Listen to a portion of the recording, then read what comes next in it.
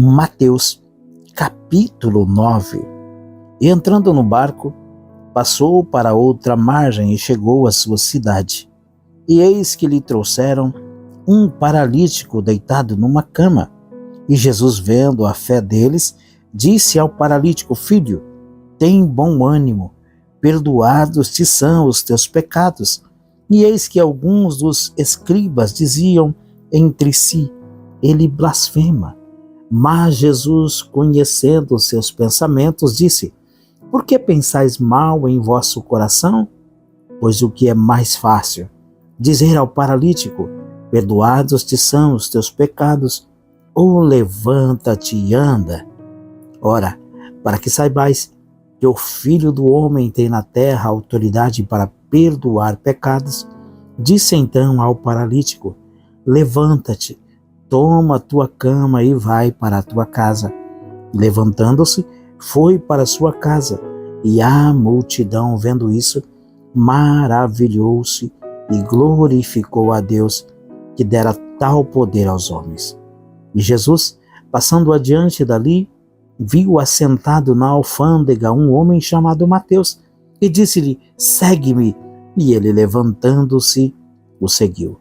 E aconteceu que, estando ele em casa, sentado à mesa, chegaram muitos publicanos e pecadores, e sentaram-se juntamente com Jesus e seus discípulos. E os fariseus, vendo isso, disseram aos seus discípulos: Por que come o vosso mestre com publicanos e pecadores? Jesus, porém, ouvindo, disse-lhes: Não necessitam de médicos os sãos, mas sim os doentes.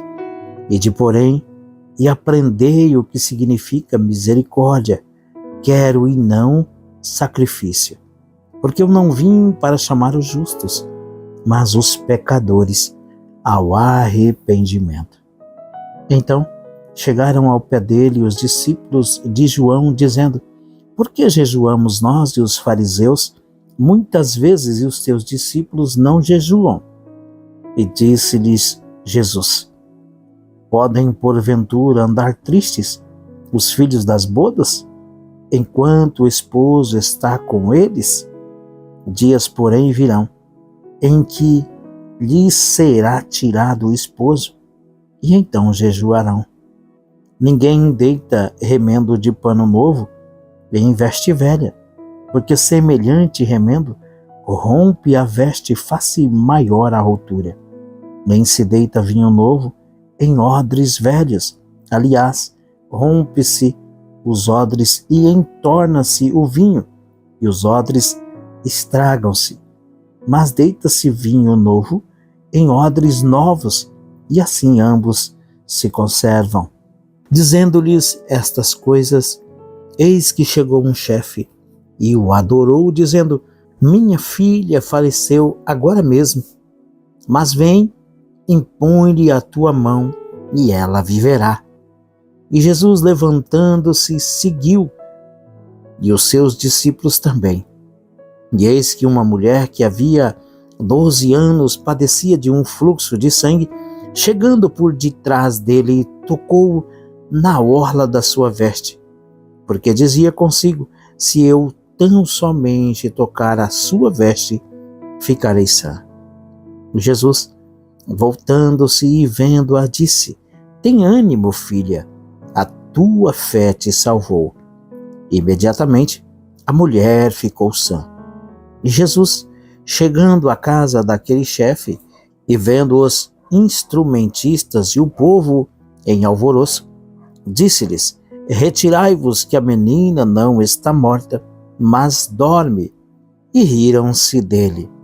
E logo que o povo foi posto fora, entrou Jesus e pegou-lhe na mão, e a menina levantou-se, e espalhou-se aquela notícia por todo aquele país. E partindo Jesus dali, seguiram-no 2 cegos, clamando e dizendo: Tem compaixão de nós, filho de Davi. E quando chegou à casa, os cegos se aproximaram dele.